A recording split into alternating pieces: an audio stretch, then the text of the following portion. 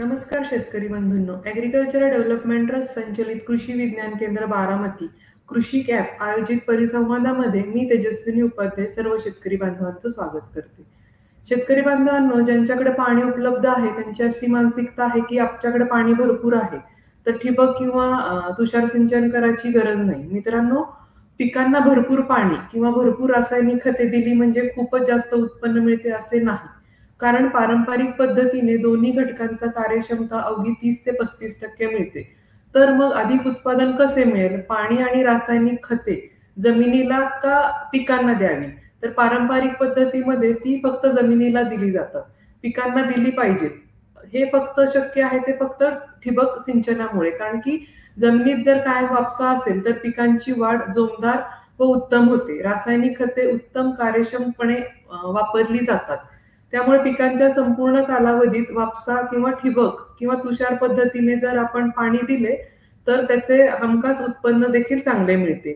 याच अनुषंगाने आपण आजच्या फेसबुक लाईव्हच्या दरम्यान नगदी पिकांकरता ठिबक सिंचन प्रणालीद्वारे खते व पाणी व्यवस्थापन कसे करावे याबद्दल सविस्तर माहिती घेणार आहोत.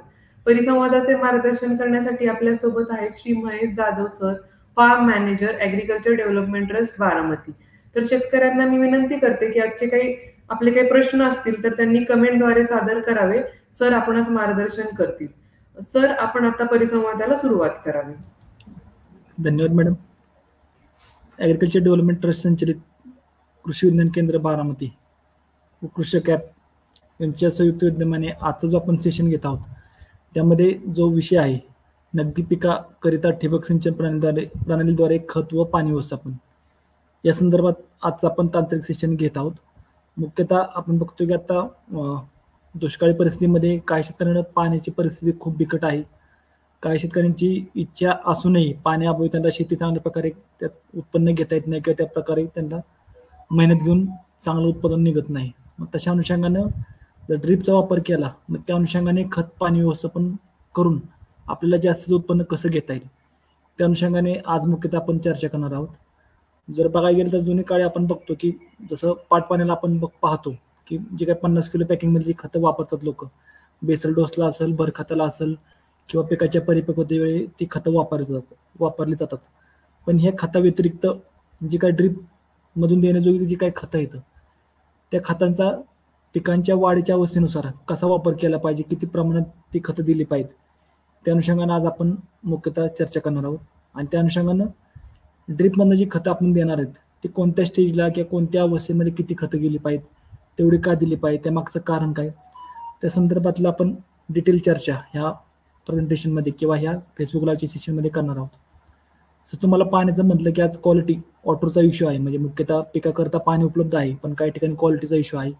काही ठिकाणी पाणी भरपूर आहे त्यामध्ये पिकाला देण्यायोग्य पाणी नाही, त्यामध्ये EC असेल, त्या पाण्यामध्ये कॅल्शियमचं प्रमाण आहे, हानिकारक मॅग्नेशियम सोडियमचे घटक आहेत, हे त्या पाण्यामध्ये जास्त आहेत.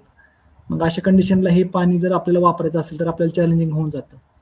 मग हेच पाणी त्यामध्ये काही सुधारितपणा करून म्हणजे त्यामध्ये आपण जसं कंडिशनरचा वापर असेल, त्यामध्ये इलेक्ट्रिक असेल किंवा मॅग्नेटिक फील्डचे कंडिशनर असतील किंवा कॅनॉलचं पाणी, नदीचं पाणी मिक्स करून आपल्याला हे पाणी चांगल्या प्रकारे कसं वापरता येईल किंवा हे पाणी जास्त स्तरावरती गोड करून कशा प्रकारे वापरता येईल त्या अनुषंगाने आपल्याला काम होणं गरजेचं आहे. पण जे पाणी उपलब्ध आहे चांगल्या प्रकारचं आहे, चांगल्या गुणवत्तेचं आहे, त्या पाण्याचा जास्त प्रमाणात वापर किंवा पाण्याचा उपलब्ध जरी कमी असली तरी पिकाच्या गरजेनुसार ते पाणी आपल्याला कसं देता येईल त्या अनुषंगाने आपण मुख्यतः चर्चा करणार आहोत. आज आपण बघतो की ड्रीपमध्ये जरी आपण म्हटलं तरी आपल्याला 45 ते 50% आपल्याला पाण्याची बचत करता येते. म्हणजे याला आपल्याला चांगला फायदा ठिकाणी दिसून येतो. जर स्प्रिंकलरच्या बाबतीत जर म्हणायला गेलं तर आपल्याला साधारण 35 ते 40% बचत आपल्याला त्या ठिकाणी साहजिक करता येते. पण ज्या ठिकाणी नर्सरी कंडिशन आहे किंवा पिकाची उंची कमी आहे त्या ठिकाणी आपण म्हणतो की स्प्रिंकलर सिस्टीम प्रेफर केली पाहिजे. पण बहुवर्षीय पिकं आहेत किंवा ज्याची उंची जास्त आहे अशा ठिकाणच्या पिकासाठी आपल्याला ड्रीप सिस्टीम वापरणं आवश्यक आहे. स्प्रिंकलरच्या बाबतीत जर म्हणायला गेलं तर स्प्रिंकलरमधून आपल्याला खताचा वापर करणं पर्याय राहत नाही किंवा त्यामध्ये आपल्याला पाहिजे असा फायदा येत नाही. त्या अनुषंगाने ड्रीपमध्ये जर आपण खतं दिली तर पिकाला मुळाच्या झोनमध्ये ज्या ठिकाणी त्याचा जारवा आहे त्या ठिकाणी एक्झॅक्टली खत गेलं पाहिजे त्या अनुषंगानं आणि ज्या त्या स्टेजला वाढीची अवस्था असेल, परिपक्वतेची अवस्था असेल, लागवडीची अवस्था असेल त्या अनुषंगाने आपल्याला त्या पिकासाठी ज्या प्रमाणात खत लागतंय, ज्या ग्रेडमध्ये लागतंय ते आपण साहजिकच त्या ठिबक सिंचनमधून देऊ शकतो. त्यामुळं आज जरी आपण शासन स्तरावर जरी म्हटलं तर 80% अनुदान शासनानं ड्रीपसाठी घोषित केलेलं आहे, ज्यामध्ये ISI सर्टिफाईड ड्रीप असेल तसं ड्रीप त्याचा वापर आणि त्या अनुषंगाने खताचा वापर आणि पाणी व्यवस्थापन या अनुषंगाने शासन स्तरावर खूप प्रयत्न चांगल्या प्रकारे चालू आहेत. शेतकऱ्यांनी हे तंत्रज्ञान आपल्या शेतावरती आवश्यक वापरणं गरजेचं आहे. आता बऱ्याच अंशी आपण बघतो की लोक फक्त ड्रीप सिस्टीम जोडतात, पण त्यासाठी लागणारे जे काही यंत्रणा आहे त्यामध्ये फिल्टर असतील, त्यामध्ये सँड फिल्टर असेल, डिस्क फिल्टर असेल, व्हेंच्युर सिस्टीम असेल, ह्या सगळ्या गोष्टी आपण त्या ठिकाणी वापरलं पाहिजे. इव्हन आज ॲडव्हान्स टेक्नॉलॉजीमध्ये जरी आपण म्हटलं तरी सेन्सर्स आहेत, त्यामध्ये सॉईल pH म्हणजे मातीचं सामू सांगणारे, सामूचे जमिनीची क्षारता सांगणारे आहेत, जमिनीमध्ये पाण्याची उपलब्धता किती, मॉइश्चर सेन्सर आहेत, इव्हन जमिनीमध्ये खताचं प्रमाण किती, तशा अनुषंगाचे सेन्सर्स आहेत. मग ते सेन्सर सुद्धा आपण जर या ड्रीप सिस्टीमच्या अनुषंगाने आपल्या शेतामध्ये जरी वापरायला सुरुवात केली तर साहजिकच जे काही एक्स्ट्रा पाणी आपल्या शेतामध्ये जाते, वापसा व्यतिरिक्त जे पाणी जास्तीचं आपल्या शेतामध्ये जाते, जे पाण्याचं आपल्या म्हणजे मुख्य शेतामधून जे चांगलं पाणी आहे त्याचा ऱ्हास होतो किंवा ते वाहून जाते, तशा प्रकारचं पाणी आपण साहजिकच आपल्या शेतामध्ये कमी देऊन उपयुक्त पाण्याचा आपण वापर किंवा जे आपल्याला उत्पादन देणारं पाणी अशा प्रकारचं पाण्याचा आपण जो होणारा लॉस किंवा तोटा आपण टाळू शकतो. आणि पिकाच्या पुढील वाढीच्या अवस्थेमध्ये जे पाणी कमी पडते त्या अनुषंगाने आपल्याला हे स्टोअर केलेलं पाणी हे निश्चित आपल्याला फायदेशीर आणि उपयुक्त राहील. आज आपण बघतो की पाण्यासाठी आपण बघतो की बऱ्याच अंशी आजच्या कंडिशनला आपल्याला बऱ्याच ठिकाणी वेगळ्या घटनांना सामोरं जावं लागते. त्यामध्ये आपण बघतो की फळबागेसारखी पिकं येतात, ज्या ठिकाणी पाणीच नाही त्या ठिकाणी फळबागा लोकांनी तोडून टाकल्या, काही ठिकाणी लोकांचे जागेवरती भार संपून गेले, काही ठिकाणी शेतकऱ्यांची लागवड म्हणजे पूर्ण करता आली नाही किंवा रखडली गेली. तशा अनुषंगानं जे काही उपलब्ध पाणी आहे त्या पाण्याचा आपल्याला चांगल्या प्रकारे वापर करणं आवश्यक आहे. मुळात आज आपण बघतो की विहिरीचं पाणी असेल, वाहतं पाणी असेल, यामध्ये युनिफॉर्मिटी म्हणजे एकसारखेपणा हा कमी आपल्याला दिसून येतो. म्हणजे त्यामध्ये क्षारांचं प्रमाण वाढणं असेल, हानिकारक घटकांचं प्रमाण वाढणं हे आपल्याला दिसून येते. पण जर आपल्याकडे पावसाचं पाणी उपलब्ध असेल किंवा ज्यावेळी पावसाळा सुरू असतो तशा कंडिशनला जे काही निसर्गातनं निर्माण होणारं पाणी किंवा तयार होणारं पाणी ते जास्तीत जास्त आपल्याला कसं स्टोअर करता येईल, त्यात महत्त्वाचा स्रोत आहे मग तो पाऊस. ज्या पावसाचं प्रमाण आपण म्हणतो की ते एक आयडियल प्रकारचं पाणी जे आहे, न्यूट्रल पाणी जे आहे ते आपल्याला आपल्या शेतामध्ये, शेततळ्यामध्ये असेल किंवा विहिरीमध्ये, प्रायोरिटी आपण म्हणतो की शेततळ्यामध्ये स्टोअर करणं आवश्यक आहे, जेणेकरून पुढच्या पिकासाठी जे क्वालिटी वॉटर आपण म्हणतो तशा अनुषंगाने आपल्याला त्या पाण्यावरती काम करता येईल. कारण भविष्यामध्ये जर आपण पाहिलं रेन वॉटर हार्वेस्टिंग आपण कन्सेप्ट जुन्या काळी म्हणतो की पडणारं पावसाचं पाणी ते शेततळ्यामध्ये साठवलं पाहिजे, विहिरीमध्ये साठवलं पाहिजे. पण आजच्या कंडिशनला हेच पडणारं पावसाचं पाणी तर आपल्याला बंदिस्त शेततळ्यामध्ये साठवून त्याचा शेतीसाठी वापर कशा प्रकारे करता येईल ह्याच्यावरती काम करणं आवश्यक आहे. कारण आज आपण म्हणतो की ज्यावेळी विहिरीमध्ये पाणी साठवतो क्वालिटी वॉटरचा इश्यू तयार होतोय, वाहत्या पाण्यामध्ये जरी म्हणलं तर त्यामध्ये क्षारांचं प्रमाण आपल्याला थोडंफार वाढताना दिसते. तशा कंडिशनला आपल्याला हे जे नैसर्गिकरित्या तयार होणारं पाणी जे आपण पाऊस म्हणतो हे आपल्याला बंदिस्त शेततळ्यामध्ये पाणी स्टोअर करून ते पिकासाठी वापरणं आपल्याला साहजिकच गरजेचं आहे. त्यातले त्यात जी काही नगदी पिकं आहेत ज्यामध्ये पाण्याचा इनपुट्स किंवा त्या ठिकाणी आपल्याला पाण्याचा वापर जास्त प्रमाणात असतो, म्हणजे त्यामध्ये ऊसासारखं पीक आहे, केळीसारखं आहे, भाजीपाल्यामध्ये वांगी आहे, टोमॅटो आहे, मिरची आहे, कापसासारखं पीक आहे किंवा मक्यासारखं पीक आहे, अशा पिकामध्ये ह्या क्वालिटी वॉटरचा आपल्याला अंतर्भूत करणं किंवा त्या वापर करणं वाढवणं आपल्याला आवश्यक आहे, जेणेकरून पिकाची जी काही उत्पादकता जी कमी होती आणि सॉईल क्वालिटीची काही जे इश्यू तयार होत आहेत ते आपल्याला साहजिकच कमी राहतील आणि पिकाची जी तयार होणारं उत्पादन आहे ते निश्चित आपल्याला फायदेशीर आणि उपयुक्त राहील. आता यामध्ये तुम्हाला जर म्हणायला गेलं या ठिकाणी एक प्रेझेंटेशन मी त्यात थोडक्यात तयार केलं आहे, ज्यामध्ये आपल्याला ठिबक सिंचनचा वापर करून आपल्याला खत पाणी व्यवस्थापन कसं तयार करता येईल त्या संदर्भात अधिक माहिती आपल्याला घेता येईल. आता तर मुख्यतः तुम्ही जर बघायला गेलं तर या ठिकाणी एक सेटअप मी तुमच्यासाठी माहितीसाठी एक दिलेला आहे की ड्रीप सिंचन किंवा ठिबक सिंचन जी प्रणाली असते ते कशा प्रकारे या ठिकाणी काम करते. यात तुम्ही जर पाहिलं तर सुरुवातीला आपली मोटर राहते, मोटरद्वारे आपण पाणी लिफ्ट करतो, पण त्या अगोदर आपण जर बघितलं तर या ठिकाणी जे पाणी स्टोअर केलं जातं त्यामध्ये तुमचं शेततळं असेल, विहीर असेल, बोरवेल असेल, त्यातून पाणी लिफ्ट केलं जातं, ते पाणी पंपामार्फत उचलून तुमचं फिल्टरमध्ये केलं जातं. आता तुम्ही जर बघितलं तर फिल्टरच्या मागे तुम्हाला NRV वॉल एक दिसेल आणि बायपास वॉल दिसेल, म्हणजे जास्तीचं पाणी ते आपण आपलं जे आहे बायपास करू शकतो किंवा जे आपल्याला सिस्टममध्ये जास्तीचं पाणी आपल्याला दाखवता येईल. कारण जनरली जर म्हणायला गेलं एक जरी मोटर असेल तर साधारण आपल्याला 1 एकरावरती आपल्याला फंक्शनिंग करता येते, पण जर आपलं क्षेत्र कमी असेल, अर्धा एकर असेल, पाऊण एकर असेल, तर त्या अनुषंगानं जे जास्तीचं पाणी ते आपल्याला बायपास म्हणजे आपल्या शेतामध्ये पुन्हा जे शिल्लक पाणी ते आपल्याला रिटर्न घेता येतं. 2 नंबर आहे तो नॉन रिटर्न वॉल, म्हणजे जे पाणी आपल्या सिस्टीममध्ये गेलेलं आहे ते पाणी मोटर बंद केल्यानंतर पुन्हा माघारी फिरू नये किंवा मोटरवरती लोड येऊ नये त्या अनुषंगानं आपण जुन्या काळी आपण गेट वॉल म्हणत होतो तशा प्रकारचा नॉन रिटर्न वॉल या ठिकाणी तुम्हाला पाहता येईल.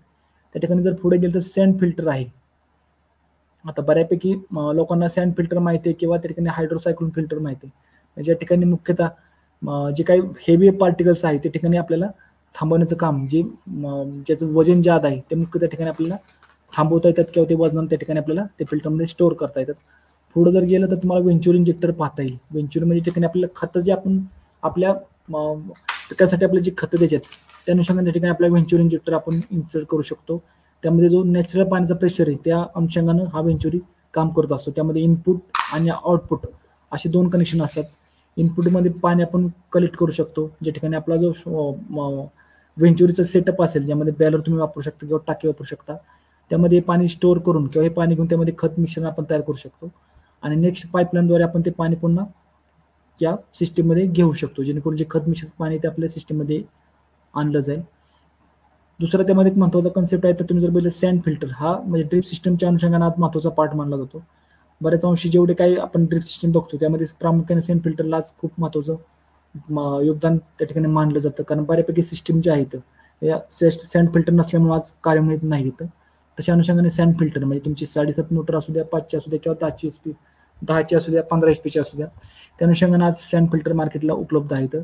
त्याला सुद्धा बॅक वॉश वॉल आहे, म्हणजे जरी सँड फिल्टरमध्ये जे काही कचरा वगैरे जो जास्त स्टोअर झालेला आहे वरचं आपण त्याचं झाकण खोलून त्यात हातानं असेल किंवा ते आपल्याला बाय काठीनं ते आपण वाळू हलवू शकतो.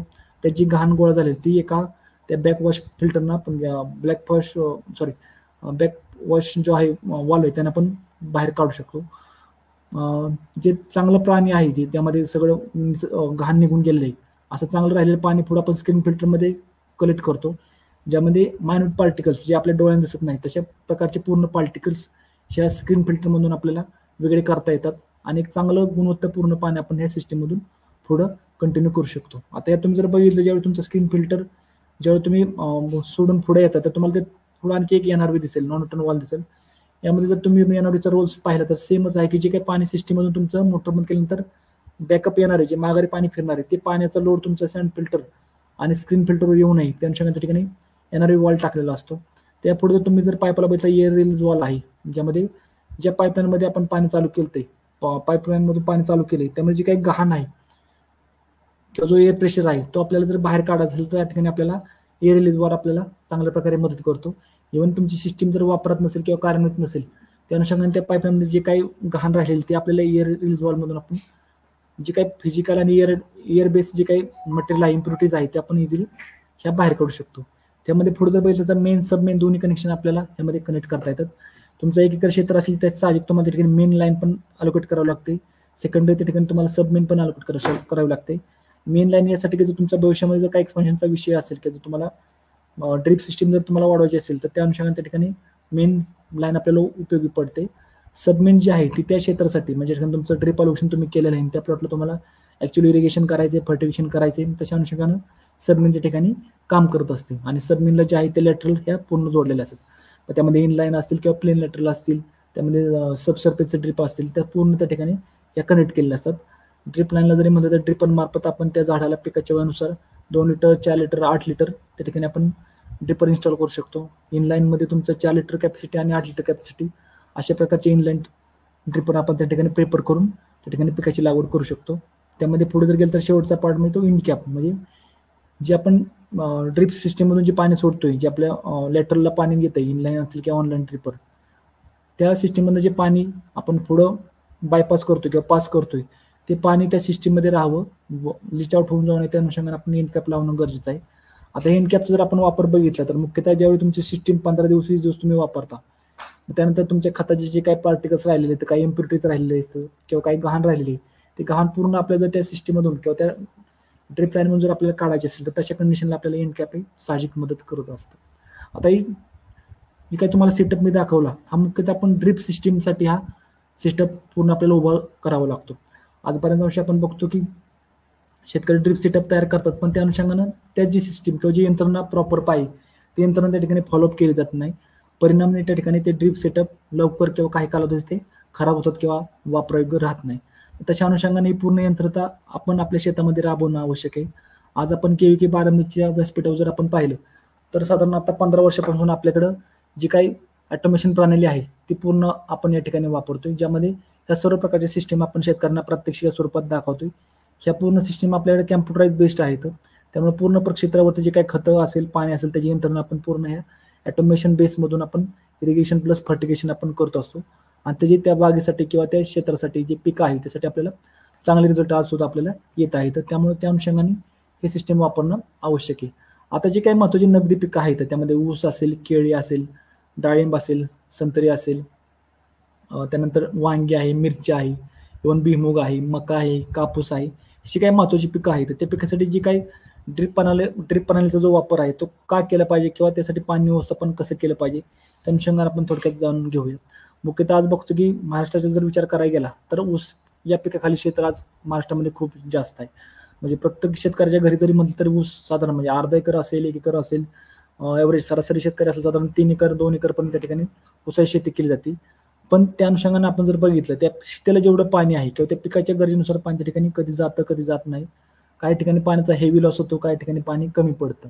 मग त्या अनुषंगानं आपल्याला पिकाच्या गरजेनुसार पाणी देणं आवश्यक आहे. म्हणजे त्या पिकाला पाणी लागतंय किती, तेवढं पाणी आपण देतोय का, ते पाणी देताना त्या प्रमाणात तेवढ्या पिकाला जाते का, ह्याचा अभ्यास करणं आपल्याला गरजेचं आहे. मुख्यतः बऱ्याच अंशी आपण बघतो की शेतकरी पाणी देतात, मुबलक पाणी देतात, पण त्या पिकाला त्याचा फायदा किती होतो किंवा ते पीक त्या पाण्याच्यावरती कार्यान्वित आहे का हे लोकांना समजत नाही. आज आपण बघतोय कोणतं पीक लागवड करताना म्हणजे जेवढं आपण नवीन फळबाग असेल, नवीन भाजीपाला पीक असेल किंवा कडधान्य पीक असेल, हे मुख्यतः आपण वापसा कंडिशन म्हणजे पावसाचं पाणी पडतं त्यावरती वापसा पाहून आपण पिकाची लागवड करत असतो. उद्देश हाचा असतो की हे जे पाणी आपण त्या शेताला देतो हे पाणी दिल्यानंतर त्या शेतामध्ये उगवण एकसारखी झाली पाहिजे. मग तशा अनुषंगाने आपण वापसा पाहून त्या ठिकाणी हे पाणी देत असतो. मग हा वापसा जर आपण पाणी दिलं तर तो राहू शकतो का? साहजिकच त्याचं उत्तर आहे की नाही राहू शकत. मग त्या अनुषंगाने आपण जर ड्रिप सिस्टीम असेल किंवा रेन पाईप स्प्रिंकलर सिस्टीम जर आपण वापरतो तर आपल्याला काही प्रमाणात त्या ठिकाणी वापसा कृत्रिमरित्या तयार करून आपण त्या पिकाचं जे काही वाढ आहे ते आपण एकसारखे ठेवू शकतो. जमिनीमध्ये हवा असेल, पाणी असेल, खताचं प्रमाण असेल, उपयुक्त जीवन आहे ह्यांचं प्रमाण आपण एकसारखं ठेवून त्या ठिकाणी पिकाची जी सिस्टीम आहे ती आपण कायमची कारणे ठेवू शकतो. आता आपण जर समोर बघितलं या ठिकाणी मी सांगितलं की ऊस पिकासाठी ड्रीपद्वारे पाणी व्यवस्थापन म्हणजे जर ऊसामध्ये ड्रीप जर आपल्याला वापरायचं असेल तर त्या अनुषंगाने आपल्याला पाणी व्यवस्थापन करताना कोणती काळजी घेतली पाहिजे. आता जर तुम्ही जर बघितलं जे महिने मी मेन्शन केले त्यामध्ये जुलै, ऑगस्ट, सप्टेंबर, ऑक्टोबर म्हणजे जुलैपासून मे पर्यंत तुमची आडसालीची लागण असेल त्यापासून तुमची सुरू लागण होईल. कारण आडसालीची लागण जर आपण म्हटलं तर साधारण जुलै ऑगस्टला आडसालीची लागवड केली जाते. जी पूर्व हंगामाची लागवड आहे ती ऑक्टोबर नोव्हेंबरला केली जाते. सुरूची लागवड आहे ती डिसेंबर जानेवारी किंवा जानेवारी फेब्रुवारीला महिन्यामध्ये केली जाते. मग त्या अनुषंगाने जेव्हा तुम्ही लागवडचं नियोजन करताय मग त्या अनुषंगानं लागवड अंतर काय आहे तर 2.5 ते 5 फुटाची जोडओळ आहे का तुमची, 3 ते 6 फुटाची जोडओळ आहे का 5 फुटाची तुमची पट्टा पद्धत किंवा एक ओळ लागवड आहे. मग त्या अनुषंगाने तुमचं त्या रोपाला किंवा तुम्ही जे ऊस लागवड करताय त्या एका बेटाला किती पाणी देणं आवश्यक आहे त्या अनुषंगाने या ठिकाणी पाण्याची रिक्वायरमेंट आपण मेन्शन केलेली आहे. कारण आज शेतकरी म्हणतो की बाबा माझ्याकडे पाणी आहे त्यामुळं पिकाला लागेल एवढं पाणी मी देऊ शकतो, त्याला पाण्याची काही कमी पडून मी देणार नाही. पण तशा कंडिशनला विचार न करता किंवा तशा कंडिशनवर आपण न जाता त्या पिकाला अपेक्षित पाणी किती आहे. कारण तुम्ही जर आता बघितलं साधारण जुलै महिन्यात जरी बघितला 5 फूट जोडवसाठी आपल्याला लागते अवघं 3.68 लिटर पाणी एका बेटाला. इव्हन 3 ते 6 फूट जोडवळ पद्धत आहे त्याला लागतं अवघं 4.5 लिटर पाणी आणि 5 फुटाचं आहे त्याला 2.80. म्हणजे एक साधारण पिकाच्या गरजेनुसार जरी आपण पाणी जरी बघितलं म्हणजे साधारण तुमचे 5,000 रोपं जरी एकरी असतील तरी 5 ते 15,000 किंवा 5 चोक 20,000 साधारण 20,000 लिटर ते 15,000 लिटर पाणी 15 ते 20,000 लिटरच्या दरम्यान पाणी आपलं एकराला जाणं आवश्यक आहे. पण त्यापेक्षा जास्त प्रमाणात पाणी आपण त्या ठिकाणी देत असून जमिनीवरती आणि पिकावरती पाण्याचा अतिरेक करत असतो. परिणामी पिकाची वाढ थांबून राहते किंवा जमिनीमध्ये हानिकारक घटक त्या ठिकाणी स्टोअर केले जातात आणि ते जमिनीवरती गुणवत्ता कमी करण्यास किंवा जमिनीची नापिकी करण्यास त्या ठिकाणी कार्यान्वित करत असतात. तशा कंडिशनला आपण काळजी घेतली पाहिजे की पिकाच्या वाढीनुसार पाणी लागतंय किती, कोणत्या महिन्यामध्ये किती पाणी दिलं पाहिजे त्या अनुषंगाने आपण अशा प्रकारे पाण्याचं नियोजन करणं आवश्यक आहे. मुख्यतः आपण बघतो की दिवसेंदिवस पाण्याचा इश्यू आहेच, पण त्यात क्वालिटी वॉटर जर आपल्याला पिकाला द्यायचं असेल किंवा जमिनीची गुणवत्ता आपल्याला स्थिर ठेवायची असेल, सुपीकता राखायची असेल तर तशा कंडिशनला आपल्याला अशा प्रकारे मोजून आपण पाणी देणं आवश्यक आहे. आता तुम्हाला एक रिस्क राहील की तुम्हाला जर जास्त पाणी द्यायचं तर ते कोणत्या महिन्यात देणं आवश्यक आहे. त्यात मी सांगेन की तुम्हाला एप्रिल आणि मे महिन्यात तुम्ही जर पाहिलं तर मुख्यतः त्या ठिकाणी पाण्याची रिक्वायरमेंट ही तुमची जास्त आहे. त्यातल्या तुमची जी जवळची पिकं आहेत डेन्स प्लांटेशन आहे म्हणजे 2 ओळीतलं 2 रोपातलं अंतर कमी आहे म्हणजे तुमची जोडओळ पद्धत आहे त्या ठिकाणी तुम्ही जर पाहिलं तर 5.17 आणि 6.21 आणि मे महिन्यामध्ये जर गेलं तर 7.17 आणि 8.60 लिटर पाणी त्या त्या ठिकाणी आपल्याला देणं आवश्यक आहे. हे उन्हाळ्यामध्ये देण्याचं कारण जास्त की त्या ठिकाणी आपला बाष्पीभवनाचा वेग हा वाढला असतो. जमिनीमधून आणि पिकामधून पाण्याचं जे काही बाष्पीभवन होतं त्याचं प्रमाण हे वाढलेलं असतं. तशा कंडिशनला ते बाष्पीभवन झालेलं पाणी पुन्हा पिकामध्ये स्टोअर व्हावं किंवा त्या जमिनीमध्येच राहावं, त्या अनुषंगाने आपल्याला जे हार्वेस्ट केलेलं पाणी आपण जे विहिरीमधून घेतोय, बोरवेलमधून घेतोय पाणी, ते तेवढ्या प्रमाणात आपल्याला पिकाला जर दिलं तर पिकाची जी काय झालेली झीज आहे, पाणी झालेलं कमी झालेलं प्रमाण आहे, ते आपल्याला चांगल्या प्रकारे राहता येईल आणि पिकाची वाढ ही आपल्याला एकसारखी राखता येईल किंवा पिकाला आपल्याला चांगल्या प्रकारे त्या ठिकाणी ग्रोथ करून घेता येईल. मग त्या अनुषंगाने आपल्याला अशा प्रकारे पाणी व्यवस्थापन करून, मग त्यामध्ये प्रति महिन्यात तुम्हाला ठिकाणी पाणी व्यवस्थापन मी दिलेलं आहे. त्यामध्ये जोडोळ असेल, त्यामध्ये पट्टापत असेल किंवा एक ओळ लागवड असेल, तर अशा प्रकारे जर आपण पाणी केलं तर निश्चित आपल्याला कमी पाण्यामध्ये चांगल्या प्रकारे पीक व्यवस्थापन आणि खताचा वापर हा करता येईल. आता ज्यावेळी खताचा वापर आपण ड्रीपमधून करतो, तुम्हाला माहिती आहे की आज बऱ्याच अंश लोक ऊसासाठी का होईना पण ड्रीपचा वापर करतात. त्या अनुषंगाने लोकांची एक मानसिकता चांगली तयार आहे की लोक ड्रीपमधून खताचा वापर करतायत. मग त्यामध्ये जर आपण बघितलं 19 ग्रेड आहे, 1261 आहे, इव्हन युरियाचा प्रेफरन्स सुद्धा लोक चांगले करतायत, अमोनियम सल्फेट वापरतायत, 05234 वापरतायत, मॅच्युरिटीला 0050 वापरतायत.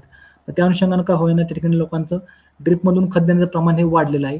फक्त या ठिकाणी आपण एक काळजी घ्यायची की जे आपण एक खत देतोय तर ते पिकाच्या वाढीच्या अवस्थेनुसार आपण देतोय का, तर तशा अवस्थेनुसार आपण देणं आवश्यक आहे. आता या ठिकाणी तुम्ही जर बघितलं नत्रस्फुरत पालाश ह्या महत्वाच्या ग्रेड्स आहेत, म्हणजे वॉटर सोल्युबल कोणतं पण घ्या, ह्यामध्ये प्रामुख्यानं नत्रस्फुरत पालाश आपल्याला ड्रीपमधून देणं आवश्यक आहे.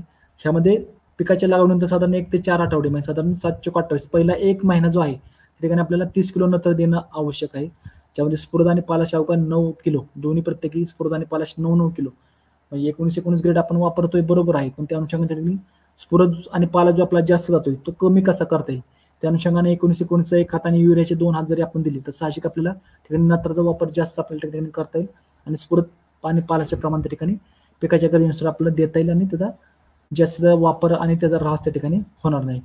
ज्यावेळी 5 ते 9 आठवडे कालावधी आपल्या ऊसाचा येईल, म्हणजे साधारण 7-5 35 ते 45 दिवस कालावधी ज्यावेळी आपल्या ऊसाचा असेल, तशा कंडिशनला 70 किलो नत्र, 32 किलो स्फुरद आणि 14 किलो पालाश प्रति हेक्टर आपल्याला देणं आवश्यक आहे.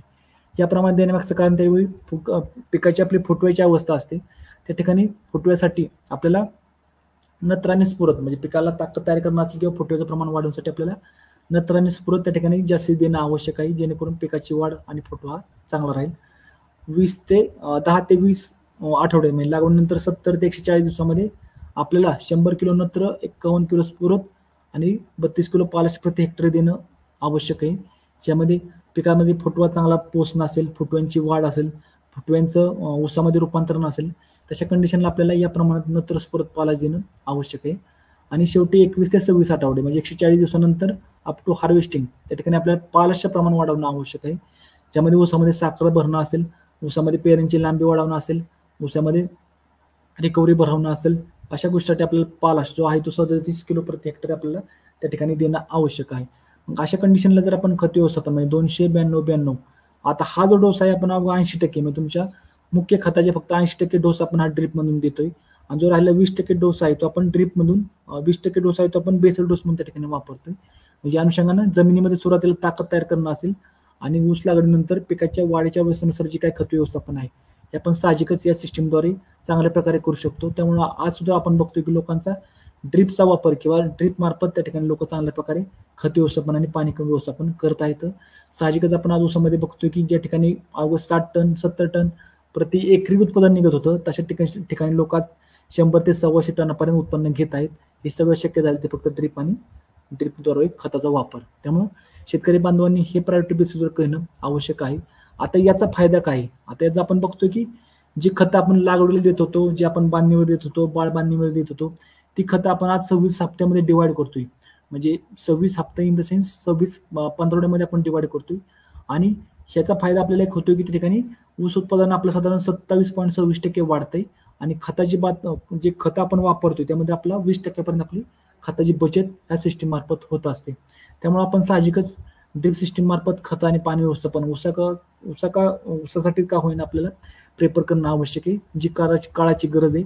कारण आता आपण बघतो की दिवसेंदिवस क्वालिटी वॉटर आणि वॉटर सोल्युबल फर्टिलायझर्स किंवा फर्टिलायझर असले रेट हे वाढत आहेत. तशा अनुषंगाने कम्युनिटीमध्ये इनपुट्समध्ये म्हणजे जर तुमचं 100 किलो तुम्हाला ज्या ठिकाणी खत लागतंय त्या ठिकाणी तुमचं अवघं 80 किलो खतामध्ये तुमचं त्या पिकाची गरज भागते. साहजिकच त्या अनुषंगाने आपण त्या ठिकाणी ड्रीप मार्फत ऊसामध्ये आपल्याला खत आणि पाणी व्यवस्थापन करणं निश्चित फायदेशीर आणि उपयुक्त आहे. आता पुढचं जे पीक आहे ते आपण बघतो केळी. म्हणजे केळीमध्ये आज बऱ्याच अंशी आपण बघतो की जळगाव जिल्हा आहे किंवा जळगाव जिल्ह्याचा जो बेल्ट आहे त्या ठिकाणी आज मुख्यतः ड्रीप मार्फत खत पाणी व्यवस्थापन केलं जातं. पण जे राहिलेला भाग आहे आज महाराष्ट्रामध्ये, पश्चिम महाराष्ट्रामध्ये असेल, बारामती असेल, पुणे असेल, सातारा असेल, त्या ठिकाणी आज केळीची बेल्ट वाढता येते. लोकांची केळीबद्दल मानसिकता किंवा जागरूकता वाढते. तशा कंडिशनला केळीची वॉटर रिक्वायरमेंट काय आहे किंवा किती केळीला पाणी लागलं पाहिजे त्या अनुषंगाने आपण या ठिकाणी नियोजन केलं आहे. मुख्यतः जर म्हटलं जूनमध्ये केळीची लागवड ही जास्त प्रमाणात राहते, पण त्या अनुषंगाने त्या ठिकाणी लागवड अंतर किती आहे, 5 बाय 5 फूट आहे का 7 बाय 5 फूट आहे, त्या अनुषंगाने त्याला पाणी किती लागतंय, लागवड वेळ किती लागतंय, लागवड केल्यानंतर पुढच्या महिन्यामध्ये जुलैला किती लागतंय, ऑगस्टला किती लागतंय, अप टू मे पर्यंत, म्हणजे जून पासून पीक निघेपर्यंत 12 महिन्याचा जो कालावधी आहे, एक आपण म्हणतो केळी ती 1 वर्षीय पीक आहे. मग त्या अनुषंगानं त्या पिकाला त्या महिन्यामध्ये पाणी किती दिलं पाहिजे त्या अनुषंगानं पूर्ण या ठिकाणी लागवड अंतरानुसार आपण पाण्याचं रिक्वायरमेंट किंवा पिकाची पाण्याची गरज आपण प्रति दिवस प्रति ट्रिपर मेंटेन केलेली आहे, दाखवलेली आहे.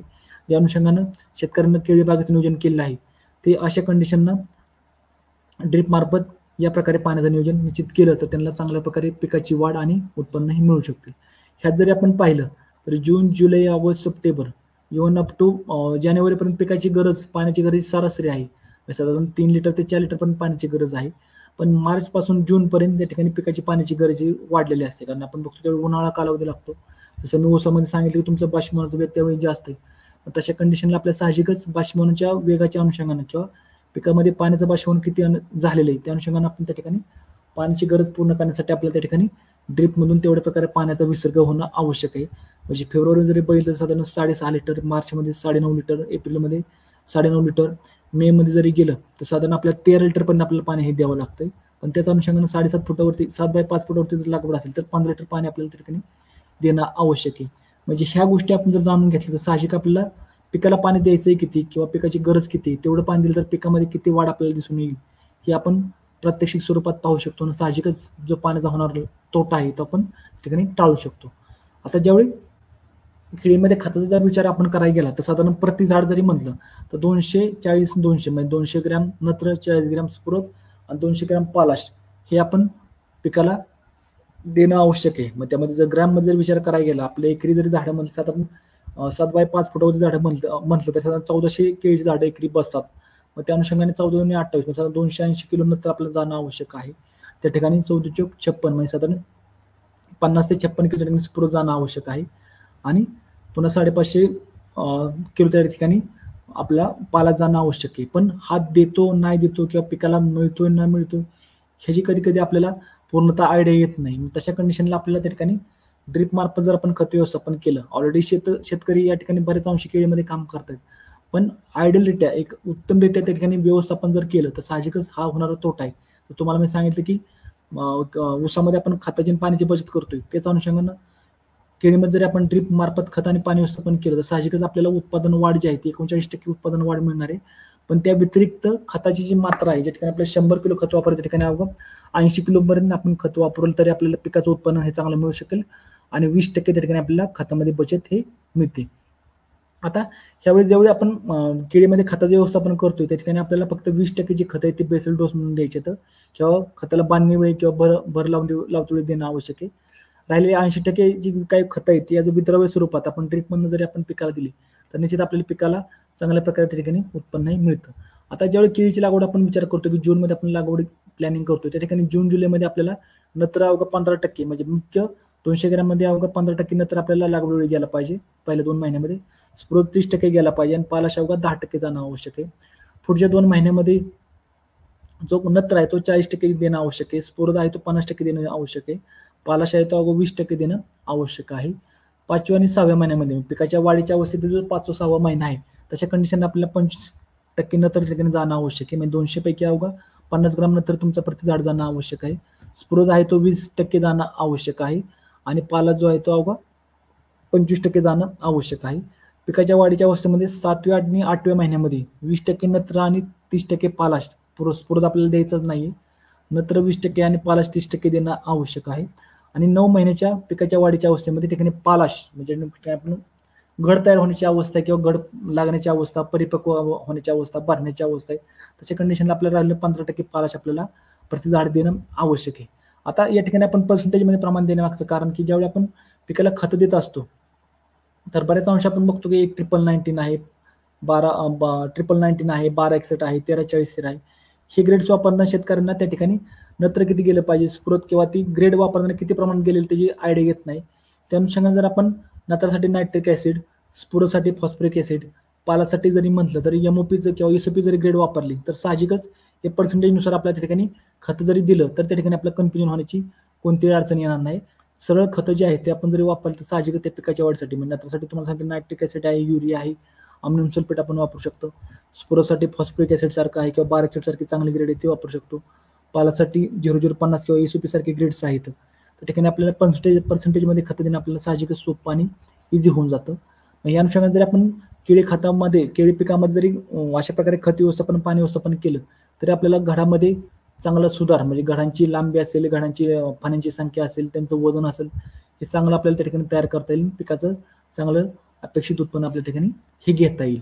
त्यासाठी आपल्याला ड्रीपचा वापर आणि त्या ठिकाणी ड्रीप मार्फत खत व्यवस्थापन यावरती फोकस करणं आवश्यक आणि गरजेचं आहे.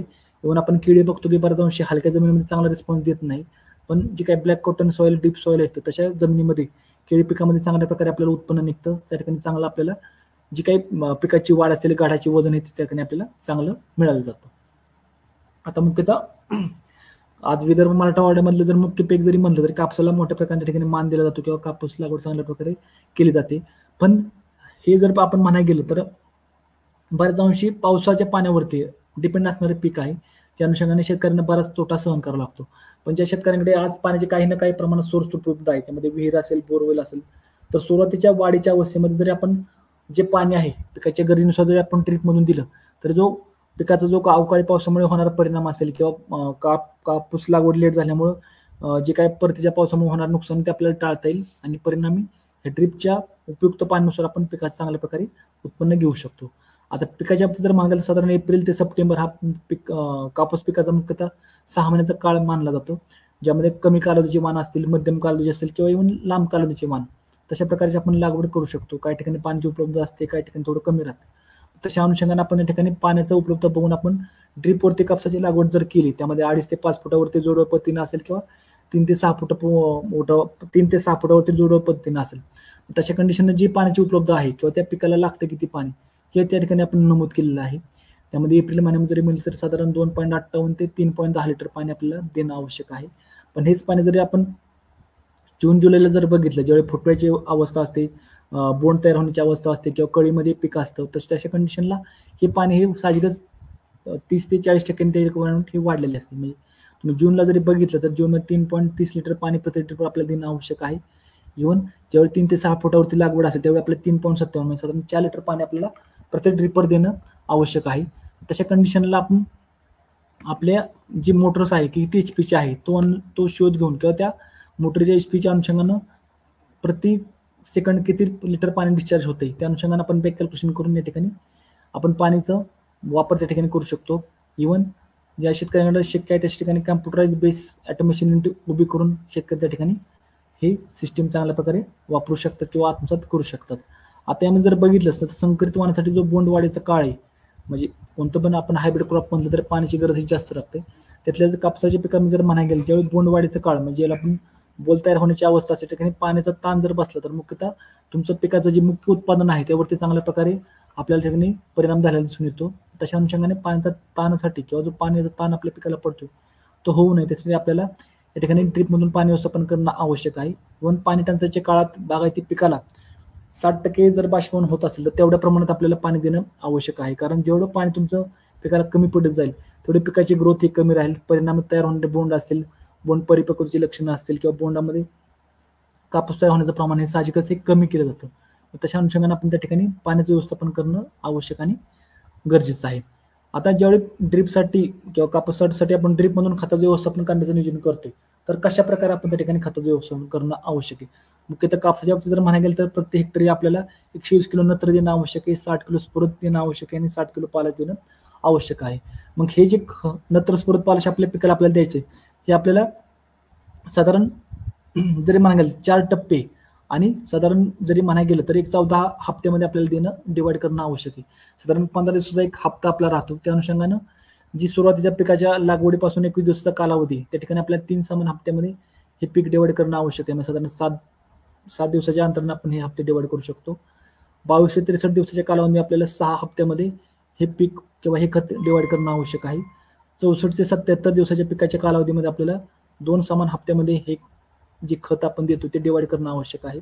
आणि शेवटच्या कालावधीमध्ये साधारण मॅच्युरिटीच्या वेळेस 78 ते 98 दिवसाच्या कालावधीमध्ये आपल्याला 3 हप्त्यामध्ये हे खत डिवाइड करणं आवश्यक आहे. या ठिकाणी तुम्ही जर पाहिलं तर नत्र, स्फुरद, पालाश या तिन्ही ग्रेड्स आपल्याला डिवाइड करून वॉटर सोल्युबल ज्या ग्रेड्स आहेत त्या अनुषंगाने पिकाच्या मॅच्युरिटी असतील, पिकाच्या शाखेवाढीच्या अवस्था असतील, पिकाच्या फुलरच्या अवस्थेच्या जे काही ग्रेड्स असतील तशा प्रकारच्या ग्रेड्स वापरून आपण त्या ठिकाणी हे खत व्यवस्थापन करणं आवश्यक आहे. त्यामुळे नत्र जे आहे सुरुवातीला 36 किलो नत्र, 13 किलो स्फुरद आणि 6 किलो पालाश वापरणं आवश्यक आहे.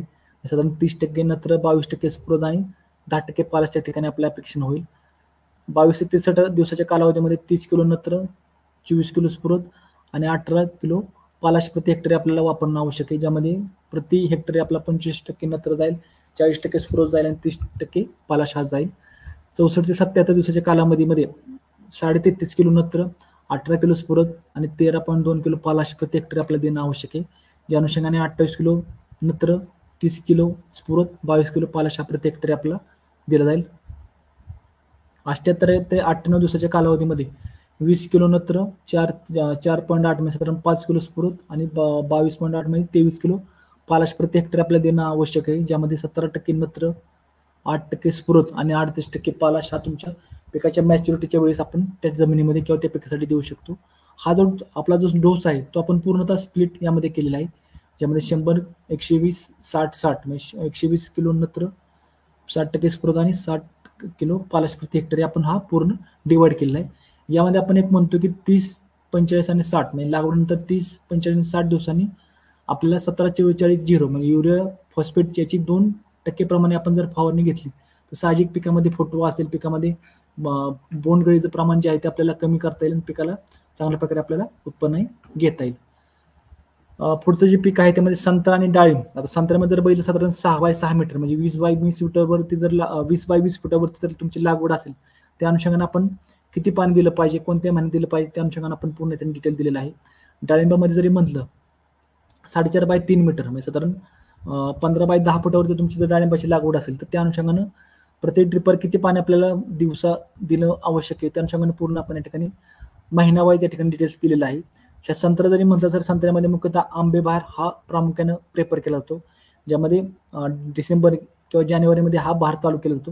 त्या अनुषंगाने प्रत्येक ड्रिपर प्रति दिवस किती पाणी आपल्याला देणं आवश्यक आहे. त्यात जर तुम्ही जर पाहिलं मुख्यतः मार्च, एप्रिल, मे मध्ये पाण्याची रिक्वायरमेंट ही ज्यादा आहे त्या अनुषंगाने तेवढं पाणी प्रति ड्रिपर आपल्याला देणं आवश्यक आहे. डाळिंबामध्ये जरी बघितलं तर तोच क्रायटेरिया की एप्रिल, मे मुख्यतः एप्रिल, मे आणि मार्चमध्ये पाण्याची रिक्वायरमेंट ही ज्यादा आहे. साधारण 11, 14 आणि 16 लिटर पाणी आपल्याला प्रति ड्रिपर देणं आवश्यक आहे. हे पाणी त्यांना काळजी घेतली पाहिजे आपल्या की एकतर सकाळच्या वेळी आणि संध्याकाळी, कारण दिवसा त्यावेळी तापमान जास्त असतं त्यामुळे त्या ठिकाणी ऑपरेशन लॉसेस जास्त असतात. तशा कंडिशनला उन्हाळी पिकामध्ये ज्यावेळी आपण किंवा उन्हाळ्या हंगामात जेव्हा पाण्याचं नियोजन करतो एक तर सकाळी लवकर किंवा संध्याकाळी उशिरा 4 नंतर, सकाळी 11 पर्यंत किंवा संध्याकाळी 4 नंतर आपण हे पाणी ड्रिप मार्फत देणं आवश्यक आहे. जेणेकरून जे पाणी आपण देतो त्याचे लॉसेस कमी राहतील आणि पिकाला चांगल्या प्रकारे पाण्याचा वापर होईल. डाळिंबामध्ये मुख्यतः हस्तबहार असेल किंवा मृगबहार असेल त्या अनुषंगानं त्या ठिकाणी पिकाचं बहार धरून आपण अशा प्रकारे जर पाणी व्यवस्थापन केलं तरी पाण्याचा अतिरिक्त वापर न होता पिकामध्ये मर कमी राहील आणि पिकाचं चांगल्या प्रकारे आपल्याला उत्पन्न त्या ठिकाणी घेता येईल. ज्यावेळी डाळिंब पिकाला आपण विचार करतोय तर ज्यावेळी आपण खत व्यवस्थापन करणार आहे ड्रिपमधून त्या अनुषंगाने नत्र, स्फुरद, पालाश हे किती टक्क्यामध्ये गेलं पाहिजे किंवा किती दिवसांनी गेलं पाहिजे त्या अनुषंगाने ठिकाणी पूर्ण डिटेल्स आपण मेन्शन केलेले आहेत. डाळिंबाच्या बाबतीत जर म्हणायला गेलं साधारण 625 ग्रॅम नत्र, 250 ग्रॅम स्फुरद, 250 ग्रॅम पालाश प्रति झाड आपल्याला देणं आवश्यक आहे. पण ते देताना ते कोणत्या स्टेजला किती दिलं पाहिजे त्या अनुषंगाने आपण पूर्ण डिटेल्स या ठिकाणी दिलेले आहे. साधारण 1 ते 35 बहार झाल्यानंतर साधारण 35 दिवसापर्यंत आपल्याला 25% नत्र, स्फुरद आहे तो 35% आणि पालाश आहे तो 20% देणं आवश्यक आहे. 36 ते 105 दिवसाच्या कालावधीमध्ये म्हणजे साधारण 3 महिन्याच्या कालावधीमध्ये आपल्याला 35% नत्र, 50% स्फुरद आणि जो पालाश आहे तो 25% देणं आपल्याला आवश्यक आहे. म्हणजे तुम्हाला नत्र देताना तो 625चा अवघा 35% द्यायचा आहे. तो स्फुरद तुम्हाला 50% द्यायचा आहे तो 250च्या 50% म्हणजे 125 ग्राम द्यायचा आहे आणि जो पालाश आहे तो 25% म्हणजे 250च्या अवघा 25% तुम्हाला पालाश आहे तो 36 ते 105 दिवसाच्या कालावधीमध्ये तुम्हाला देणं आवश्यक आहे. 106 ते 140 दिवसाच्या कालावधीमध्ये आपल्याला 25% नत्र, 15% स्फुरद, 30% पालाश.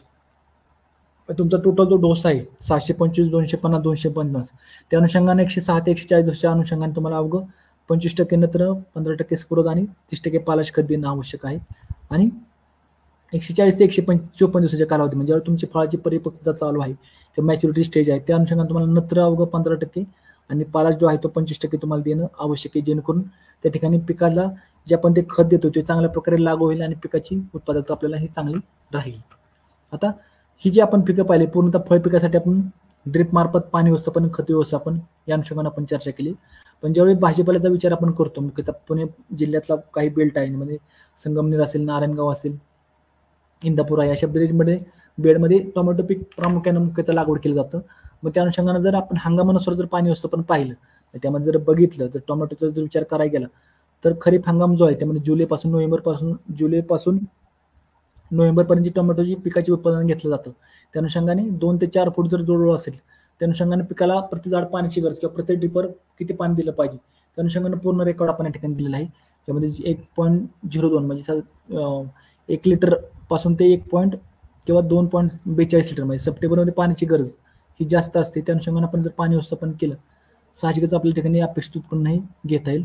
रब्बी हंगामात जर बघितलं सप्टेंबर पासून जानेवारीपर्यंत जी काही नगदी पिक आपण टोमॅटो म्हणून लागवड केली आहे त्यामध्ये जी पाण्याची गरज प्रति झाड किंवा प्रति ड्रिपर किती पाणी आपल्याला देणं आवश्यक आहे ते पूर्ण त्या ठिकाणी आपण या लेखाद्वारे किंवा प्रेझेंटेशनद्वारे आपण शेतकऱ्यांना दाखवता येईल, जेणेकरून जे उपलब्ध पाणी आहे ते चांगल्या प्रकारे शेतकऱ्यांना देणं निश्चित फायदेशीर राहील.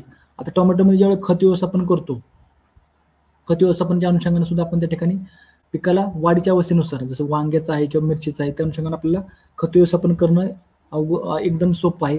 त्यामध्ये जर वांग्यामध्ये जर बघितलं तर 2.5 ते 5 फूट जोडोळ असेल, 3 ते 6 फूट जोडोळ असेल किंवा मिरचीमध्ये 2 ते 4 फुटाची जोडोळ असेल. तशा अनुषंगानं पाण्याचं प्रमाण किती दिलं पाहिजे या ठिकाणी आपण नमूद केलेलं आहे. ज्यामध्ये मुख्यतः आपल्याला सांगता येईल सप्टेंबर जसं आपण टोमॅटोमध्ये म्हणतो की सप्टेंबरला पाण्याची रिक्वायरमेंट जात आहे सेम तशाच अनुषंगानं तुम्ही जर या ठिकाणी पाहिलं तर वांग्यामध्ये आणि मिरचीमध्ये पाण्याची रिक्वायरमेंट तुम्हाला ही साहजिक जास्त राहील. त्यामध्ये पिकाची फुलोरा अवस्था असेल किंवा पिकामध्ये फळ लागण्याची अवस्था आहे ही या ठिकाणी आपल्याला साहजिक जाणवते. आणि तशा कंडिशनला जर पाणी कमी पडलं तर आपल्या ठिकाणामध्ये फळगळीचं प्रमाण असेल त्या ठिकाणी फुलगळीचं प्रमाण हे आपल्याला जास्त राहतं, त्यामुळे हे पाणी आपण त्या ठिकाणी देणं आवश्यक आहे.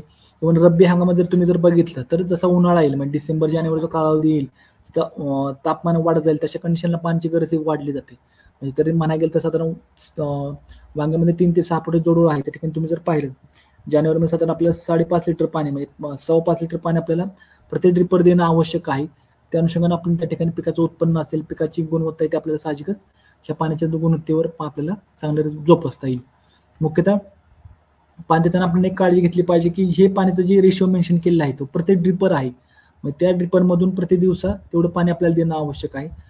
जरी तुमची लागवड 3 फूट असेल 2 फूट असेल तशा अनुषंगाने तुमच्या एका झाडाला ड्रिपर किती आहेत. आता जनरली आपण बघतो की साधारण 6 फुटावरती ड्रिपरचं अरेंजमेंट केलेले असते. तशा प्रकारे एका झाडाला 2 ते 3 ड्रिपर आले तर साधारण 15 लिटर पाणी प्रति झाड असेल किंवा 10 लिटर पाणी प्रति झाड आपण जाणं आवश्यक आहे. त्या अनुषंगानं आपल्या प्रत्येक क्षेत्रामध्ये झाडं किती आहेत 5,000 झाडं आहेत 10,000 लिटर झाड आहे 10,000 झाड आहेत त्या अनुषंगानं तेवढ्या प्रमाणात पाणी म्हणजे 30,000 लिटर असेल किंवा 35,000 लिटर पाणी आपण त्या प्रति एकरी देणं आवश्यक आहे, जेणेकरून पिकामध्ये वापसा म्हणजे जमिनीमध्ये वापसा चांगला राहील आणि पिकाची वाढ आपल्याला एकसारखी दिसून येईल. कारण आज बऱ्याच अंशी आपण बघतो की जर पाण्याचा अतिरिक्त वापर झाला तर पिकामध्ये रशीची किडे असेल किंवा बुरशी रोगाचं प्रमाण हे वाढलेलं असतं. पण पाणी जरी कमी पडलं तर पीक लगेच ताणामध्ये स्ट्रेसमध्ये गेलेलं आपल्याला दिसून येतं. मग हे जे स्ट्रेस असेल किंवा रोगाची किडीची प्रॉब्लेम आहे ती जर टाळायची असेल आपल्याला साहजिक तरीने वापसा राखण्यासाठी आपल्याला ड्रिपचा वापर करणं आवश्यक आहे. आता जेव्हा वांग्यामध्ये आपण जेव्हा विचार करतो मग त्या रब्बी हंगामामध्ये जेव्हा वांगे लागवड केलं जातं त्यामध्ये जर ड्रिपद्वारे खत व्यवस्थापन जर आपल्याला करायचं असेल तर त्यामध्ये नत्र स्फुरद पालाश जो आहे तो आपल्याला कशा प्रमाणात दिला गेला पाहिजे. तर त्यात मुख्यतः सांगायचं गेलं तर वांग्यासाठी जो प्रति हेक्टरी जो डोस आपला आहे त्यामध्ये 150 किलो नत्र आहे, 75 किलो स्फुरद आणि 75 किलो पालाश हा प्रति हेक्टरी आपल्याला देणं आवश्यक आहे. पण पिकाच्या वाढीच्या अवस्थेनुसार म्हणजे सुरुवातीचे 4 आठवडे असतील, नंतरचे 3 आठवडे असतील, नंतरचे 4 आठवडे असतील आणि त्यानंतरचे पुन्हा राहिलेले 9 आठवडे येतात. ह्या आठवड्यामध्ये आपलं पीक डिवाइड करून त्या अनुषंगाने आपल्याला नत्र स्फुरद पालाश डिवाइड करणं आवश्यक आहे. म्हणजे पहिल्या 4 आठवड्यामध्ये नत्र 45 किलो, स्फुरद 22.5 किलो, पालाश 7.5 किलो अवघं देणं आवश्यक आहे. त्यामध्ये 30%, 30% आणि 10% म्हणजे 30% नत्र, 30% स्फुरद आणि 10% पालाश पूर्ण खताच्या अनुषंगाने देणं आवश्यक आहे. नंतरचे जे 5 ते 7 आठवडे आहेत, म्हणजे साधारण 3 आठवडे जो कालावधी आहे, त्यामध्ये आपल्याला 22.5 किलो नत्र, 22.5 किलो पालाश आणि 15 किलो 22 किलो नत्र, 22 किलो स्फुरद, 15 किलो पालाश आपल्याला देणं आवश्यक आहे. ज्यामध्ये टक्केवारीमध्ये जर पाहिलं तर 15% नत्र, 30% स्फुरद, 20% पालाश आपल्याला देणं आवश्यक आहे. 8 ते 11 आठवड्याचा जो कालावधी आहे, पिकाच्या वाढीचा जो मुख्यतः हा ग्रोथचा किंवा वाढीची अवस्था आहे, तशा कंडिशनला नत्र 22.5 किलो, स्फुरद 15 किलो आणि पालाश 15 किलो प्रति हेक्टरी, म्हणजे 15% नत्र, 20% स्फुरद आणि 20% पालाश आपल्याला प्रति हेक्टरी देणं आवश्यक आहे. आणि तो शेवटचा जो मुख्यतः पिकाच्या तोडणीचा कालावधी असेल, त्या ठिकाणी सेटिंगचा कालावधी असेल 12 ते 21 आठवडे जो कालावधी आहे, त्यामध्ये आपल्याला 60% नत्र, 60 किलो नत्र, 20 किलो स्फुरद आणि 37.5 किलो पालाश प्रति हेक्टर देणं आपल्याला आवश्यक आहे. त्यामध्ये जर म्हणाल तर 40% जो नत्र आहे, 20% स्फुरद आणि 50% जो पालाश आहे, तो मुख्यतः आपल्याला आहे 12 ते 21 आठवड्याच्या कालावधीमध्ये देणं आवश्यक आहे. ज्यामध्ये पिकामध्ये तोडणीची संख्या आपण जी म्हणतो ही साहजिक राखली जाईल. जो माल आहे तो मालाची गुणवत्ता असेल, मालाची गुणवत्तेमध्ये पिकाचं वजन असेल, पिकामध्ये ग्लेझिंग असेल, पिकाची चकाकी असेल, रोगकिडीचं प्रमाण कमी असणं असेल, ह्या गोष्टी पूर्ण आपल्याला या आठवड्यामध्ये राखणं गरजेचं आहे. कारण ज्यावेळी आपण म्हणतो की पिकामध्ये माल काढणी चालू केली जाते, तशा कंडिशनला रोग आणि किडीचा प्रादुर्भाव हा जास्त वाढला जातो. तशा कंडिशनमध्ये आपण खताचं व्यवस्थापन वांग्यामध्ये अशा प्रकारे राखणं गरजेचं आहे, जेणेकरून पिकामध्ये उत्पन्न हे चांगलं आणि गुणवत्तापूर्ण राहील. आता ज्यावेळी भुईमुग पिकासाठी आपण ज्यावेळी ड्रिपद्वारे पाण्याचं व्यवस्थापन करतो, कारण आज आपण बघतो की बऱ्याच अंशी लोक गादी वाफेवरती आणि मल्चिंगचा वापर करून त्या ठिकाणी भुईमुगासाठी पीक प्राधान्य देत आहेत किंवा त्या ठिकाणी पीक लागवड करीत आहेत. तशा कंडिशनला जर पाण्याचा विचार जर आपण केला उन्हाळ्या लागवडीमध्ये, तर ते आपल्याला फेब्रुवारीमध्ये प्रत्येक ड्रिपवर आपल्याला 2.19 लिटर पाणी प्रति दिवसाआड देणं आपल्याला आवश्यक आहे. मार्चमध्ये 4.5 लिटर पाणी दिवसाआड देणं आवश्यक आहे. एप्रिलमध्ये 7.5 लिटर पाणी आपल्याला दिवसाआड प्रति ड्रिपवर देणं आवश्यक आहे. मे मध्ये 8.5 लिटर पाणी दिवसाआड प्रति ड्रिपवर देणं आवश्यक आहे. आणि जूनमध्ये 4.5 लिटर पाणी प्रति ड्रिपवर दिवसाआड आपल्याला देणं आवश्यक आहे, जेणेकरून पिकाच्या वाढीच्या अवस्थेनुसार, पिकाच्या गरजेनुसार आपल्याला उपयुक्त पाणी किंवा चांगलं पाणी त्या पिकाला मिळालं जाईल आणि पिकाची वाढ ही एकसारखी आणि गुणवत्तापूर्ण राहील. पण ज्यावेळी आपण ड्रिप मार्फत पाण्याचा प्रेफरन्स देतोय, तर तशा अनुषंगाने आपल्याला साहजिकच खताचा प्रेफरन्स देणं आवश्यक आहे, ज्यामध्ये पिकाच्या वाढीच्या अवस्थेनुसार म्हणजे सुरुवातीचे 3 आठवडे असतील, नंतरचे 4 आठवडे असतील, नंतरचे 3 आठवडे असतील आणि शेवटचे 2 आठवडे आहेत. त्या अनुषंगाने आपल्याला खताचं डिव्हिजन, त्यामध्ये नत्र, स्फुरद, पालाश, म्हणजे जरी भुईमुगात जरी म्हणाय गेलं 100-50-50 जे काही आपल्याला जी काही टक्केवारी आहे त्या अनुषंगाने जरी म्हणाय गेलं तर 25 किलो नत्र, 50 किलो स्फुरद आणि 25 किलो पालाश हे आपल्याला पूर्ण पिकाच्या वाढीच्या अनुसार आपल्याला डिवाइड करता येईल आणि त्या स्टेजमध्ये आपल्याला हे देणं इझी होऊन जाईल. ज्यामध्ये सुरुवातीला जरी म्हटलं तर 6.5 किलो नत्र, 10 किलो स्फुरद आणि 2.5 किलो पालाश प्रति हेक्टरी आपल्याला देणं आवश्यक आहे. 4 ते 7 आठवड्याच्या कालावधीमध्ये आपल्याला 7.5 किलो नत्र, 15 किलो स्फुरद आणि 5 किलो पालाश आपल्याला प्रति हेक्टरी देणं आवश्यक आहे. 8 ते 10 आठवड्याच्या कालावधीमध्ये आपल्याला 7.5 किलो नत्र, 15 किलो स्फुरद आणि 10 किलो पालाश, म्हणजे मुख्य वाढीची अवस्था आपण जे म्हणतो, ज्यामध्ये शेंगा तयार होण्याची अवस्था असेल, त्या ठिकाणी आरे पोचण्याची अवस्था असेल, तशा कंडिशन आपल्याला जो कालावधी आहे यामध्ये 7.5 किलो नत्र, 15 किलो स्फुरद आणि 10 किलो पालाश देणं आवश्यक आहे. आणि लास्टला मॅच्युरिटी स्टेजला नत्र 3.5-4 किलो नत्र, 10 किलो स्फुरद आणि 7.5 किलो पालाश हा परिपक्वते वेळ देणं आवश्यक आहे.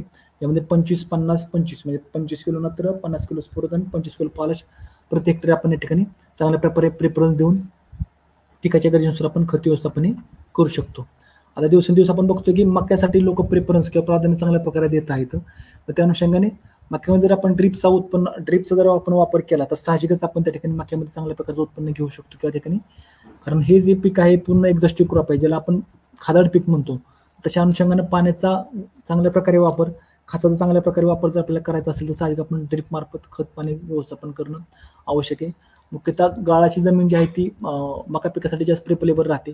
यामध्ये खताच्या बाबतीत जर म्हणाय गेलं, ज्यावेळी प्रत्येक हेक्टरी आपण खत व्यवस्थापन करतो त्या ठिकाणी 96 किलो नत्र, 48 किलो स्फुरद आणि 32 किलो पालाश प्रति हेक्टरी आपल्याला ड्रिप मार्फत आपण साहजिक देऊ शकतो. ज्यामध्ये हा जो डोस आहे तो तुमचा 80% आहे आणि 20% तुमचा खताचा डोस हा तुम्ही बेसल डोस म्हणजे जमिनीतनं बांधणी वेळी जमीन तयार करते वेळी तुम्ही हा 20% वरचा डोस ज्यामध्ये नत्र असेल, स्फुरद आणि पालाश तुम्ही देऊ शकता. आता ज्यावेळी पाण्याचा विचार आपण करतोय तर मुख्यतः उन्हाळी हंगाम किंवा खरीप हंगामासाठी आपण ज्यावेळी मक्याचं नियोजन करतोय तर जून, जुलै, ऑगस्ट, सप्टेंबर आणि ऑक्टोबर ह्या 5 महिन्याच्या कालावधी जर आपलं मक्याचं नियोजन असेल तर जूनमध्ये आपल्याला 3.25 लिटर पाणी प्रति ड्रिपर दिवसाआड देणं आवश्यक आहे. जुलैमध्ये 3.25 लिटर पाणी साहजिकच म्हणजे सेमच तेवढं पाणी देणं आपल्याला आवश्यक आहे. ऑगस्टमध्ये थोडं पाण्याची रिक्वायरमेंट ही वाढलेली आहे, साधारण 4.25 लिटर पाणी आपल्याला प्रति ड्रिपर दिवसाआड देणं आवश्यक आहे. सप्टेंबरमध्ये 3.70 लिटर पाणी 4.25 लिटर पाणी थोडक्यात देणं आवश्यक आहे. आणि ऑक्टोबरमध्ये परिपक्वतेच्या अवस्थेला किंवा पिकाचा कालावधी संपल्यानंतर थोडं पाणी कमी देऊन म्हणजे साधारण 2.25 ते 3 लिटर पाणी आपण प्रति ड्रिपर दिवसाआड त्या ठिकाणी देणं आवश्यक आहे.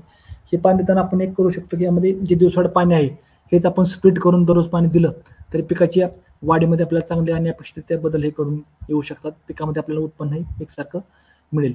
पण ज्यावेळी खत व्यवस्थापन आपण करणार आहोत तर जसं आपण आता चर्चा केली भुईमुगामध्ये आहे, भाजीपाल्यामध्ये, त्या अनुषंगाने या ठिकाणी मक्यामध्ये जरी आपण जो खताचा डोस आहे 120, 60, 60 त्या अनुषंगाने आपल्याला हा डोसमधला 20% जो डोस आहे तो लागवडी वेळेस 80% डोस हा ड्रीपमधून जरी आपण दिला त्या अनुषंगाने आपण नंतर परत पालाश पिकाच्या वाढीच्या अवस्थेनुसार म्हणजे पहिले 3 आठवडे, नंतरचे 3 आठवडे, त्यानंतर 7 ते 9 आठवडे, म्हणजे नंतरचे 3 आठवडे आणि शेवटचे 3 आठवडे, शेवटचे 2 आठवडे या अनुषंगाने आपण जर खत डिव्हिजन केलं तर साहजिकच आपल्याला पिकाच्या वाढीमध्ये चांगले बदल किंवा पाण्याचा वापर करून चांगल्या प्रकारे उत्पन्न घेता येईल.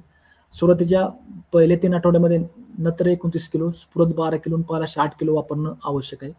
4 ते 6 आठवडे म्हणजे साधारण 30 दिवसापासून 42 दिवसापर्यंत आपल्याला 38 किलो नत्र, 17 किलो पालाश आणि 17 किलो स्फुरद आणि पालाश आहे तो 13 किलो देणं आवश्यक आहे. साधारण पीक 1.5 महिन्याचा असताना ते पीक 2 महिन्याचं होईपर्यंत त्या ठिकाणी 19 किलो नत्र, 10 किलो स्फुरद आणि 6 किलो पालाश आपण देणं आवश्यक आहे. आणि साधारण 70 दिवसाचं पीक असेल म्हणजे साधारण 70 दिवसापासून ते थोडं एक 90 दिवस किंवा 45 दिवसाचं जर पीक असेल तर ठिकाणी 10 किलो स्फुरद, 9 किलो पालाश आणि 9 किलो स्फुरद आणि 5 किलो पालाश हा ड्रीपमधून आपल्याला देणं आवश्यक आहे. आता जेवढे आपण ह्या ग्रेड्स ड्रीपमधून देणार आहोत साहजिकच आपल्याला त्या ठिकाणी वॉटर सोल्युबल ग्रेड्स आहेत त्याचा वापर करणं आपल्याला आवश्यक आहे.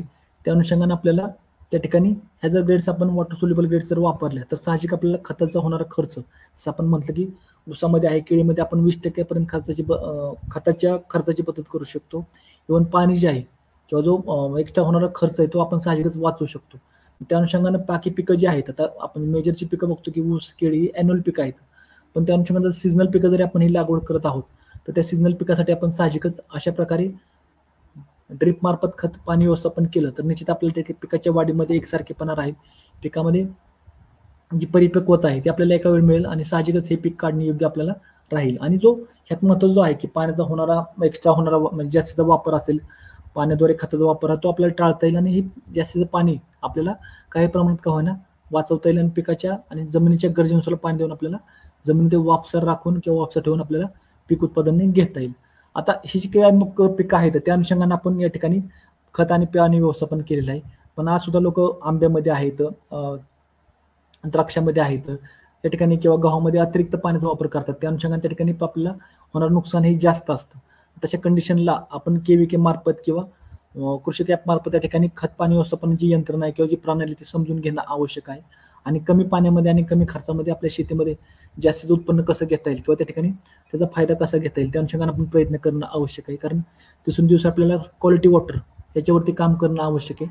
आणि त्या अनुषंगाने कमी पाण्यामध्ये जे काही आपण उत्पन्न म्हणतोय, भरघोस उत्पन्न असेल किंवा एक आयडियल सरासरी उत्पन्न जर आपल्याला घ्यायचं असेल तर तशा कंडिशनला आपल्याला पाण्यावरती आणि ह्या खतावरती काम करणं आवश्यक आहे.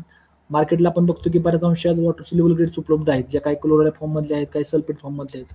पण त्या फुलं जरी आपण गेला तर नॅनो टेक्नॉलॉजी आहे, पिका टेक्नॉलॉजी आहे, इव्हन ऑक्साईड फॉर्ममधले ग्रेड्स आता मार्केटला उपलब्ध आहेत. जमिनीची गुणवत्ता बघून, जमिनीची क्वालिटी बघून त्या ठिकाणी अशा ग्रेड्सचा आपण वापर करणं आवश्यक आहे. आज आपण ग्रेड्स वापरतोय त्या पिकासाठी निश्चित फायदेशीर आहेतच, पण त्या जमिनीवरती किंवा त्या ग्रेड्स वापरण्या जमिनीवरती होणारे परिणाम पाहता आपल्याला थोडं ॲडव्हान्स टेक्नॉलॉजी, त्यामध्ये नॅनो टेक्नॉलॉजी जसं म्हटलं, पिका टेक्नॉलॉजी आहे, ऑक्साईड फॉर्ममधले ग्रेड्स आहेत किंवा एड्डा फॉर्ममधले जे काही ग्रेड्स आहेत त्याचा वापर करणं आपल्याला निश्चित आवश्यक आणि गरजेचं आहे. जेणेकरून त्या पिकामध्ये कोणत्याही प्रकारचं नुकसान न होता, जमिनीवर कोणत्याही प्रकारचा प्रादुर्भाव किंवा त्याच्यामध्ये पोल्युशन न होता आपल्याला चांगल्या प्रकारचं उत्पन्न त्या कंडिशनला येऊ शकतं. त्यामुळं ह्या टेक्नॉलॉजी आणि हे ग्रेड्स आपल्याला वापरणं निश्चित आणि फायदेशीर आहे. आज KVK मार्फत आपण ॲटोमेशन आणि प्लस ह्या ग्रेड्स ज्या आहेत ह्या मार्फत वेगवेगळ्या ट्रायल्स आपण घेत असतो, शेतकऱ्यांचा प्रत्यक्ष आपण दाखवत असतो, जेणेकरून शेतकऱ्यांना भविष्यामध्ये येणारी जी टेक्नॉलॉजी त्याचा निश्चित त्यांना फायदा घेता येईल किंवा त्या गोष्टी जाणून घेता येईल.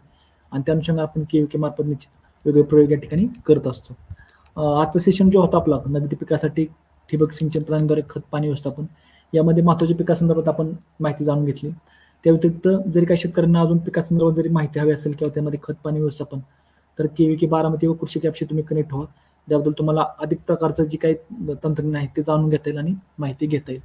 आता यामध्ये एक प्रश्न आला होता की ऊस लागवड 29/10/24 करायची आहे, बोरवेलला पाणी नाही किंवा विहिरीला पाणी नाही, तर नदीचं पाणी आहे. मग त्यांना मी सांगू शकेन की जर तुमच्याकडं नदीला पाणी आहे पैनगंगेचं, तर साहजिकच तुम्ही त्या ठिकाणी वॉटर स्टोरेज टँक हे करा, त्यामध्ये पाणी हे स्टोअर करा. म्हणजे मुख्यतः असं होतं की तुम्ही जर विहिरीमध्ये किंवा बोरवेलला जर पाणी स्टोअर केलं तर जमिनीवर तुमचे जे काही क्षार आहेत ते क्षार तुमचं पुन्हा त्या पाण्यामध्ये मिक्स केलं जातं आणि पाण्याची गुणवत्ता पुन्हा खराब केली जाते. तशा कंडिशन तुम्ही जर एक आर्टिफिशियल टँक म्हणजे बंदिस्त प्रकारचं शेततळ केलं, त्यामध्ये जर पाणी साठवलं तर साहजिक तुम्हाला त्या पाण्याच्या क्वालिटीचा कोणता इश्यू येणार नाही. परिणामी तुमच्या कमी खर्चामध्ये किंवा कमी पाण्यामध्ये तुमच्या पिकाला चांगलं उत्पन्नही घेता येईल. इव्हन लागवडच्या वेळेस जसं आता आपण तुम्हाला शेड्यूल शेअर केलं, त्या अनुषंगानं पिकाच्या गरजेनुसार पाणी देऊन तुम्ही खत व्यवस्थापन जरी केलं, त्यानंतर स्फुरत पाल अशा मुख्यतः ग्रेड्स आणि त्याचा सुद्धा 80% खते म्हणून जरी आपण वापर केला तर साहजिक आपल्याला त्या ठिकाणी आपल्याला पिकाला चांगल्या प्रकारे उत्पन्न किंवा चांगल्या ठिकाणी आपल्याला कमी खर्चामध्ये आपल्याला ऊस उत्पादन हे घेता येईल. त्या अनुषंगानं जे काही पूर्व हंगामी जे काही वाण येतं त्या पूर्व हंगामी वाणाचा इव्हन त्या ठिकाणी माती परीक्षण करून तुम्ही त्या ठिकाणी ऊस लागवड नियोजन करा, जेणेकरून तुम्हाला त्या जमिनीमधला बेसल डोस किंवा जमिनीमध्ये खताची कमतरता काय आहे किंवा कोणते जास्तीचे खत आहेत त्या अनुषंगाने खताचं शेड्यूलिंग करून तुम्हाला त्या ठिकाणी खत पाणी व्यवस्थापन करणं सोयीस्कर आणि इझी होऊन जाईल. आजचा जो आपला सेशन होता ज्यामध्ये irrigation and fertigation technology through drip irrigation system म्हणजे नगदी पिकाकरिता ठिबक सिंचनद्वारे खत आणि पाणी व्यवस्थापन, हा आजचा सेशन आपण फेसबुक लाईव्ह मार्फत घेतला होता. या संदर्भातले प्रशिक्षण आपण KVK मार्फत घेत असतो, ज्यामध्ये ड्रिप सिस्टम वापरणं असेल, त्याचं हाताळणे असेल, त्यामार्फत खत व्यवस्थापन असेल, हे टेक्नॉलॉजी किंवा ट्रेनिंग आपण KVK मार्फत देत असतो. शेतकरी कोणी इच्छुक असल्यास तुम्ही अवश्य KVK बारामती किंवा कृषी कॅपशी कनेक्ट व्हा. त्या संदर्भातलं ट्रेनिंग तुम्हाला देण्यात जाईल, ज्या अनुषंगाने तुम्ही तुमच्या शेतावरती चांगल्या प्रकारे खत आणि पाणी व्यवस्थापन हे करू शकता. कोणाची काही शंका असेल तर तुम्ही आवर्जून कृषी कॅप किंवा KVK बारामतीशी कनेक्ट होऊन त्या संदर्भातलं शंका निरसन करून घ्या. आणि आजचा सेशन या ठिकाणी संपला असं मी जाहीर करतो. धन्यवाद.